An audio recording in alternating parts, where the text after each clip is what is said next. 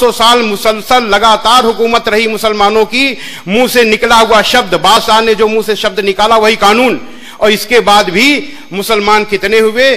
20%, 80% हिंदू। अब यहां कुछ लोग कहते हैं कि मुस्लिम बादशाहों ने केवल हुकूमत की, उन्होंने अल्लाह का काम नहीं किया, लेकिन यह गलत है। सच्चाई ये नहीं है, किया लेकिन गलत तरीके से किया, तरीका गलत था।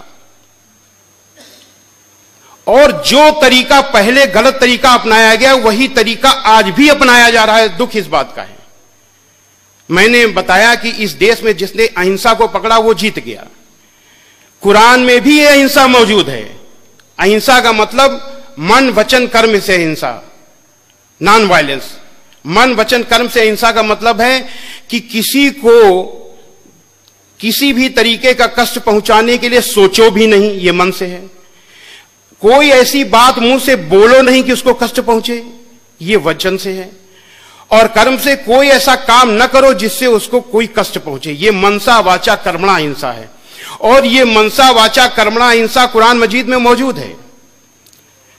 कुरान मजीद के सूरा नंबर 28 आयत नंबर 83 में है, अल्लाह का वादा है, अल्लाह वादा कर रहा है कि हम परलोक का घर यानी जन्नत का घर उन लोगों के लिए विशेष कर देंगे, खास तौर से देंगे, जो धरती में जुल्म और फसाद करने का इरादा नहीं रखते, यानी जो मन में सोचते तक नहीं है, उनको हम जन्नत का घर विशेष कर देंगे। अल्लाह का वादा है। यह है मन से अहिंसा।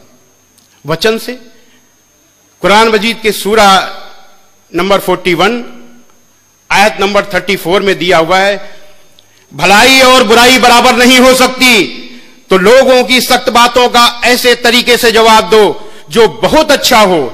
ऐसा करने से तुम देखोगे कि जिसमें और तुम में पहले दुश्मनी थी अब वो तुम्हारा गहरा दोस्त है। यानी अगर कोई व्यक्ति आपसे सख्त तरीके से बात कर रहा है, गाली दे रहा है, तो आपको गाली नहीं देना, कुरान का हुक्म है।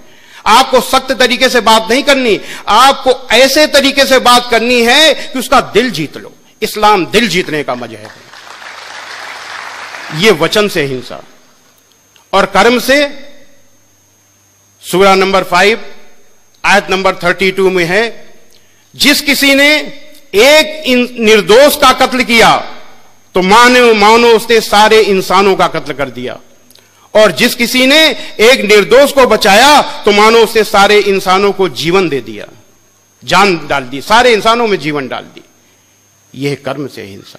यही है इस्लाम की मनसा वाचा कर्मणा हिंसा। और अगर इस अहिंसा को अपनाया गया होता तो आज इस देश की हालत दूसरी होती। इस अहिंसा की तरफ देखा भी नहीं गया। आज फैशन चल गया है सिमिलरिटीज पर बोलने का। कुछ लोग इतना उत्साह में आ गए हैं कि वेद में आपका नाम भी बताते हैं, मक्का मदीना तक बताते हैं कि वेद में मक्का मदीना का नाम भी लिखा हुआ है। ये जो अटकलबाजी की कलाबाजी है, इस कलाबाजी से कुछ फायदा नहीं होना। ये केवल मुसलमानों को खुश करने के लिए की जाती है, मुसलमानों की जेब हल्की करने के लिए की जाती है। हमको वो कलाबाजी करनी चाहिए जिससे हम अल्लाह का संदेश, अल्लाह का दीन हम आगे बढ़ाएं। वो कलाबाजी करनी चाहिए। वो कलाबाजी नहीं हो रही। वो कलाबाजी ऐसी होनी चाहिए कि जिससे गैर मुस्लिम प्रभावित हो। मुसलमान तो है ही, गैर मुस्लिम प्रभावित हो, वो काम हमको करना चाहिए। और वो हिकमत मौजूद है कुरान मजीद में। वो हिकमत मौजूद है, अल्लाह की हिकमत है। वो अल्लाह की हिकमत कहां है? सूरा नंबर 3 आयत नंबर 64 में है कि आओ एक ऐसी बात की ओर जो हमारे और तुम्हारे बीच समान है कि हम परमेश्वर के सिवा, ईश्वर के सिवा किसी की बंदगी न करें। यह अल्लाह की हुकूमत है। इस प्लेटफार्म को अगर पकड़ा गया होता तो हम कामयाब, कब का कामयाब हो चुके होते, लेकिन हमने इसको नहीं पकड़ा। इस्लाम की बुनियाद है ला इलाहा इल्लल्लाह, परमेश्वर के सिवा कोई पूज्य नहीं है। और यही बुनियाद सनातन वैदिक धर्म की है। संसार के सबसे पुराने ईश ग्रंथ ऋग्वेद के मंडल 1 सूक्त 7 का 10वां मंत्र है, इंद्रम वो विश्व तस्परि हवा महे जनेभ्या अस्माकम अस्तु केवलः। ऐ मनुष्यो, तुमको अत्यंत उचित है कि मुझ एक परमेश्वर को छोड़कर किसी दूसरे देव को कभी मत मानो, क्योंकि पूजा करने योग्य एक मुझ परमेश्वर को छोड़कर कोई दूसरा देव नहीं है। श्रीमद् भगवद गीता में है, मत्तः परतरम नान्यत किंचिदस्ति धनंजय। पूजा करने योग्य मुझ परमेश्वर से के अलावा कोई परमेश्वर नहीं है। ये है इस्लाम की में अल्लाह की हिकमत। और इस प्लेटफॉर्म को अगर पकड़ा गया होता तो आज मामला दूसरा होता। हमारे आरएसएस के भाई कहते हैं, विश्व हिंदू परिषद के लोग भी कहते हैं कि इस देश में रहने वाला हर व्यक्ति, हर इंसान हिंदू है, लेकिन इसकी कोई दलील नहीं है। यह भी अटकलबाजी है, मनमानी अटकलबाजी है, जो चाहा सो बोल दिया। क्या दलील है इसकी भाई कि इस देश में रहने वाला हर व्यक्ति हिंदू है?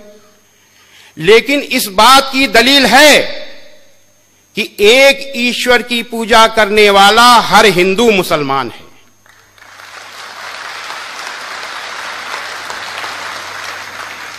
हम आप लोग नौजवान हो, हम आप लोगों से अपील करना चाहते हैं कि मुसलमान दूसरों को सबसे अधिक प्रभावित कर सकते हैं। कब? जब वो बुराइयों को न देखें और अपनी अच्छाइयों को बताएं और खुद अमल में भी लाएं। क्या बताएं? क्या बताएं? बताएं कि इस्लाम गुस्सा करने का मजहब नहीं है, इस्लाम लड़ाई करने का मजहब नहीं है, इस्लाम जबरदस्ती करने का मजहब नहीं है, इस्लाम बदला लेने का मजहब नहीं है, इस्लाम शांति का मजहब है, दया का मजहब है, माफी का मजहब है, इस्लाम दिल जीतने का मजहब है। इस्लाम में बुराई का बदला बुराई नहीं, भलाई है, क्योंकि इस्लाम कुरान का मजहब है। हजरत मोहम्मद सल्लल्लाहु अलैहि वसल्लम पर कुरान उतरी, उतरने के बाद आपके दिल में उतर गई, दिल से उतरने के बाद आपके कर्मों में उतर गई। कुरान की एक एक अच्छाई हजरत मोहम्मद सल्लल्लाहु अलैहि वसल्लम की अच्छाई बन गई। आपने अपने पूरे जीवन में अपने विरोधी के लिए भी बद्दुआ नहीं की, अपने दुश्मन से भी बदला नहीं लिया। जरा ध्यान दीजिए, हजरत मोहम्मद सल्लल्लाहु अलैहि वसल्लम ने उस व्यक्ति से भी बदला नहीं लिया जिसने आपकी प्यारी बेटी को ऊंट से गिराकर मारने की कोशिश की। उन अबू सुफियान से भी बदला नहीं लिया जिन्होंने आपके खिलाफ हर लड़ाई में आपके दुश्मनों का नेतृत्व किया। उहद की लड़ाई में जिसमें आपके बहुत से अनुयायी, बड़े बड़े अनुयायी शहीद हुए, आप खुद बुरी तरह घायल हुए, उस लड़ाई में भी नेतृत्व कर रहे थे अबू सुफियान। ऐसे अबू सुफियान को फतेह मक्का के दिन आपने न केवल माफ किया बल्कि ऐलान किया कि अबू सुफियान को माफी, और जो अबू सुफियान के घर में दाखिल हो जाए उसे भी माफी, जो मस्जिद में दाखिल हो जाए उसे माफी, और जो अपने घर के दरवाजे बंद कर ले उसे भी माफी। यानी किसी न किसी बहाने सबको माफी। क्यों? क्योंकि अल्लाह का हुक्म था। क्या हुक्म था? कुरान मजीद के सूरा नंबर 7 आयत नंबर 199 में अल्लाह का हुक्म है, ऐ मोहम्मद माफी का तरीका अपनाओ और भलाई का हुक्म देते रहो और अज्ञानियों से किनारा कर लो।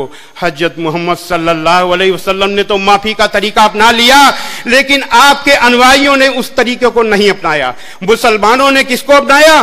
गुस्सा, गुस्सा और गुस्सा, बदला, बदला और बदला। कितने बड़े दुख की बात है, जिन हजरत मोहम्मद सल्लल्लाहु अलैहि वसल्लम के लिए लाखों लाखों करोड़ों लोग अपनी जान न्यौछावर करने के लिए तैयार हैं, अपनी जान देने के लिए तैयार है, खुशी खुशी उन्हीं हजरत मोहम्मद सल्लल्लाहु अलैहि वसल्लम के तरीके को अपनाने के लिए तैयार नहीं है। यह बहुत बड़े दुख की बात है। आज अपने को हजरत मोहम्मद सल्लल्लाहु अलैहि वसल्लम का अनुयायी कहने वाले लोग जगह जगह निर्दोषों पर, औरतों पर, बच्चों पर हमले कर रहे हैं। कितने दुख की बात है। और कह क्या रहे हैं? हम मुसलमानों पर हुए जुल्म का बदला ले रहे हैं। क्या हजरत मोहम्मद सल्लल्लाहु अलैहि वसल्लम ने बदला लिया था? अभी हमने बताया। आपने कभी भी बुराई का बदला बुराई से नहीं दिया। आपने बुराई का बदला अच्छाई से दिया। यहां पर मुझे एक बुढ़िया माई की कहानी याद आ रही है। एक बुढ़िया माई उस रास्ते पर रहती थी जिस रास्ते पर आप से रोज निकलते थे।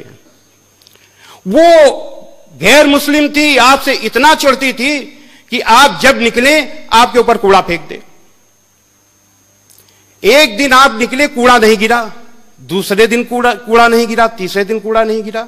हजरत मोहम्मद सल्लल्लाहु अलैहि वसल्लम ने सोचा कि कहीं बुढ़िया माई बीमार तो नहीं हो गई। आप ऊपर चढ़ के गए, आपने आवाज दी, माई माई। बुढ़िया माई ने आवाज दिया, कौन? आपने कहा, मैं मोहम्मद। इतना सुनना था, बुढ़िया माई बहुत जो नाराज हो गई। अरे मोहम्मद कैसे आए?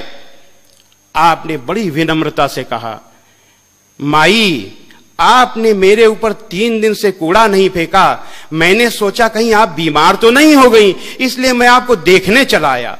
इतना सुनना था कि बुढ़िया माई बड़ी जोर जोर से रोने लगी और कहने लगी, ऐ मोहम्मद आप कितने अच्छे हो, मैं कितनी बुरी हूं। मैं आपके ऊपर रोज कूड़ा फेंकती थी और आप मेरा हाल लेने आए हो, और आखिरी वक्त आपकी अनुयायी बन गई। ऐसे थे हजरत मोहम्मद सल्लल्लाहु अलैहि वसल्लम। ऐसा है इस्लाम, ऐसी यही है कुरान। मैंने क्या बताया कि एक एक कुरान की एक एक अच्छाई हजरत मोहम्मद सल्लल्लाहु अलैहि वसल्लम की अच्छाई बन गई। जो भी आपका काम होता था वो कुरान के अनुसार होता था। तो अब हम अंत में निचोड़ में आते हैं कि हजरत मोहम्मद सल्लल्लाहु अलैहि वसल्लम का यही इस्लाम दुनिया का नेतृत्व कर सकता है। लेकिन तब जब ये इस्लाम सबके अमल में आए, तब तो चुनना अब तय आपको करना है, दुनिया के मुसलमानों को तय करना है कि वो हजरत मोहम्मद सल्लल्लाहु अलैहि वसल्लम का इस्लाम अमल में लाना चाहते हैं कि अपना इस्लाम अमल में लाना चाहते हैं। ओम शांति ही शांति ही शांति।